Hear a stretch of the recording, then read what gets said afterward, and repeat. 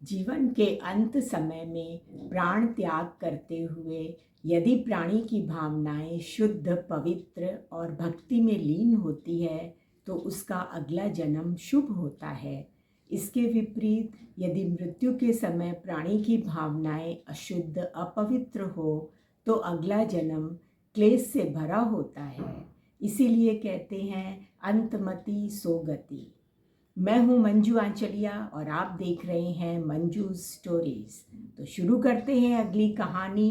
राजगृह में एक नंद नाम का मणिकार रहता था।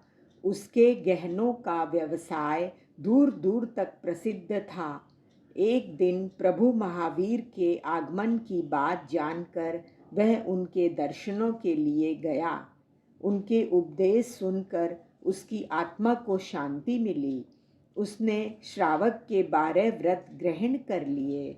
एक बार जेठ के महीने में उसने निर्जल उपवास किया, किंतु गर्मी से गला सूखने के कारण वह धर्म चिंतन भूलकर एक सरोवर बनाने की बात सोचने लगा।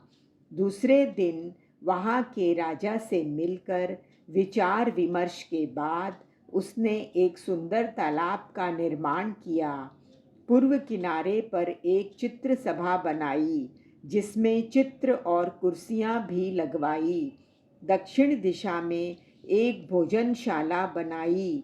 उत्तर दिशा की सभा में तेल मालिश करने वाले, हजामत उपटन आदि करने वालों की व्यवस्था की।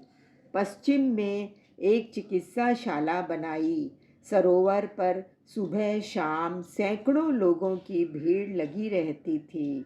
सबसे प्रशंसा पाकर मणिकार धर्म चिंतन भूलकर यश प्राप्ति की कामना और अहंकार की भावना में डूब गया। एक बार वह बीमार पड़ा। रात दिन सरोवर के बारे में सोचते हुए ही उसने प्राण त्यागे। मरकर सरोवर के किनारे पशु योनि में मेढक बनकर जन्म लिया।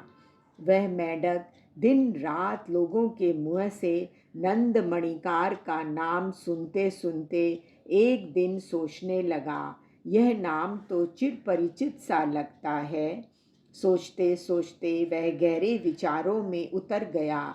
उसे अपना पूर्व जन्म याद आया। उसका मन पश्चाताप से भर गया।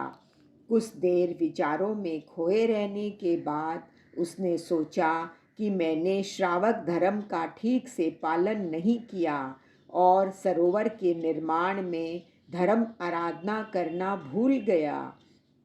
मृत्यु के समय सरोवर के प्रति गहरी आसक्ति के कारण ही मानव देह त्याग कर मेढक बना हूँ।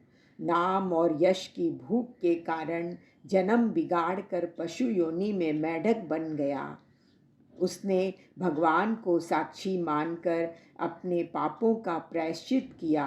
अब वह रात दिन भगवान का स्मरण करता रहता था।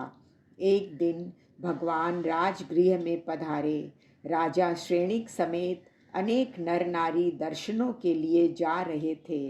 वह भी जाने को उद्यत हुआ। राजा की सवारी भी निकल रही थी। उसने अपने आप को बचाने का प्रयत्न किया, किंतु घोड़े के पैर से कुचल गया। वह सरकता हुआ किनारे पर आया। मन ही मन भगवान महावीर को प्रणाम किया। अरिहंत और सिद्धों की शरण को स्वीकार किया। उसने भगवान की साक्षी से अपने व्रतों की आलोचना की, कृत पापों की निंदा की। मेढक ने मन ही मन जैसे ही भगवान के चरणों में सिर झुकाया, शांतिपूर्वक उसके प्राण निकल गए। वही मेढक का जीव मरकर स्वर्ग लोक में रिद्धि संपन्न देव बना।